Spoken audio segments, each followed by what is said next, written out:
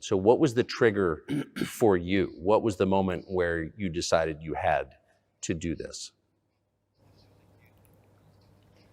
Спровоцировал конфликт изначально. Initially, it was the coup in Ukraine that provoked the conflict.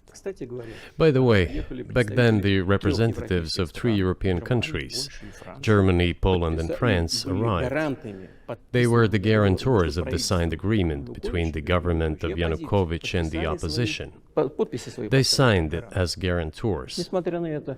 Despite that, the opposition committed a coup, and all these countries pretended that they didn't remember that they were guarantors of the peaceful settlement. They just threw it in the stove right away, and nobody recalls that. I don't know if the US know anything about the agreement between the opposition and the authorities, and its 3 guarantors who, instead of bringing this whole situation back in the political field, supported the coup. Although it was meaningless, believe me, because President Yanukovych agreed to all conditions. He was ready to hold an early election, which he had no chance of winning, frankly speaking. Everyone knew that. Then why the coup? Why the victims? Why threatening Crimea? Why launching an operation in Donbass? This I do not understand. That is exactly what the miscalculation is. CIA did its job to complete the coup. I think one of the deputy secretaries of state said that it cost a large sum of money, almost 5 billion. But the political mistake was colossal. Why would they have to do that? All this could have been done legally, without victims, without military action, without losing Crimea. We would have never considered to even lift a finger if it hadn't been for the bloody developments on Maidan. Because we agreed with the fact that after the collapse of the Soviet Union, our borders should be along the borders of former Union's republics. We agreed to that. But we never agreed to NATO's expansion, and moreover, we never agreed that Ukraine would be in NATO. We did not agree to NATO bases there without any discussion with us. For decades, we kept asking, don't do this, don't do that. And what triggered the latest events? Firstly, the current Ukrainian leadership declared that it would not implement the Minsk agreements, which had been signed, as you know, after the events of 2014 in Minsk, where the plan of peaceful settlement in Donbass was set forth. But no, the current Ukrainian leadership, foreign minister, all other officials, and then president himself said that they don't like anything about the Minsk agreements. In other words, they were not going to implement it. A year or a year and a half ago, former leaders of Germany and France said openly to the whole world that they indeed signed the Minsk agreements, but they never intended to implement them. They simply led us by the nose. Was there anyone for you to talk to? Did you call a U.S. President, Secretary of State and say, if you keep militarizing Ukraine with NATO forces, this is going to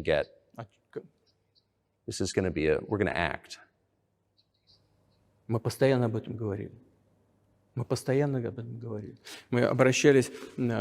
We talked about this all the time. We addressed the United States and European countries' leadership to stop these developments immediately, to implement the Minsk agreements. Frankly speaking, I didn't know how we were going to do this, but I was ready to implement them. These agreements were complicated for Ukraine. They included lots of elements of those Donbass territories' independence. That's true. However, I was absolutely confident, and I'm saying this to you now. I honestly believe that if we managed to convince the residents of Donbass, and we had to work hard to convince them to return to the Ukrainian statehood, then gradually the wounds would start to heal.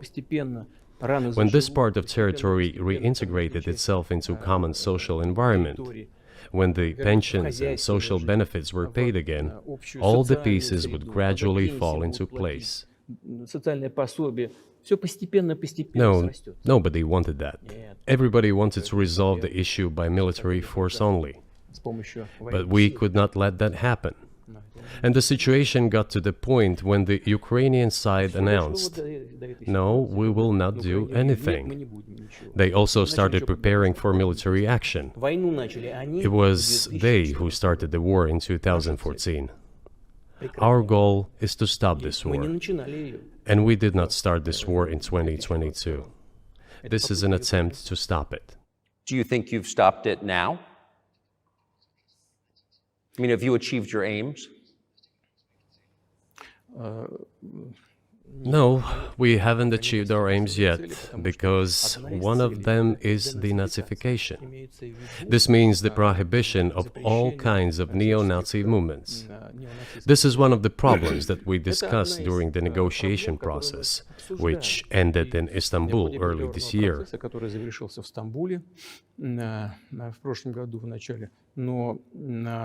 And it was not our initiative, because we were told by the Europeans, in particular, that it was necessary to create conditions for the final signing of the documents. My counterparts in France and Germany said, "How can you imagine them signing a treaty with a gun to their heads? The troops should be pulled back from Kiev." I said, "All right." We withdrew the troops from Kiev. As soon as we pulled back our troops from Kiev, our Ukrainian negotiators immediately threw all our agreements reached in Istanbul into the bin and got prepared for a long-standing armed confrontation with the help of the United States and its satellites in Europe. That is how the situation has developed, and that is how it looks now.